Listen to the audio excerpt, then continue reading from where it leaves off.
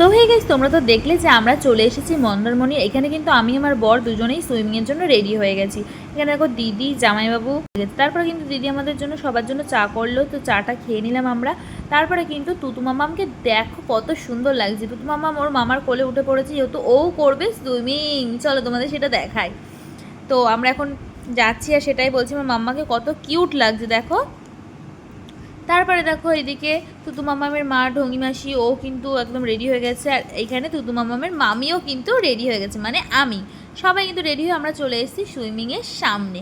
দেখো গাইস, জায়গাটা কিন্তু খুবই সুন্দর। আর আমরা যেই হোটেলটায় আছি সেটা হলো হিন্দুস্তান হোটেল নাম আর কি। তারপরে আমরা কিন্তু সুইমিংয়ে চলে এসেছি, আর মামামের জন্য কিন্তু ওটা নিয়ে আসা হয়েছে। তো ও প্রথমে খুব ভয়ই পাচ্ছিল। এখানে দেখো আমি ছবি বাগড়া তুলছিলাম আর কি, আমার বর তুলে দিচ্ছিল আমাকে। তারপরে দেখো এখানে মামাম দেখো ভীষণ পরিমাণে ভয় পাচ্ছিল, কান্নাকাটি শুরু করে দিয়েছিল। তারপরে যা করেছিল, মানে ওই সবার থেকে আমাদের সবার থেকে বেশি মজা করেছিল, এত পরিমাণে মজা করেছিল, তোমরা ভিডিওটা দেখলেই বুঝতে পারবে।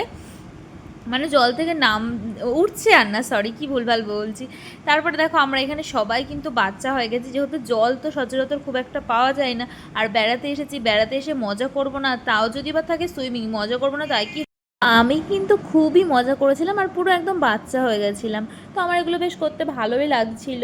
তারপরে কিন্তু এখানে গান চলছিল, সবাই মিলে আমরা খুব নাচ করেছি আর খুব মজা করেছি। ভিডিওটা তোমাদের কেমন লাগলো অবশ্যই কমেন্ট করে বলবে। আর দেখা হচ্ছে নতুন নতুন ইন্টারেস্টিং অনেক ভিডিও নিই। আর আমি কিন্তু আজকে সুইমিংয়ে কিছু ছবি শেয়ার করলাম, আর ছবিগুলো তোমাদের কেমন লাগলো অবশ্যই বলো কিন্তু।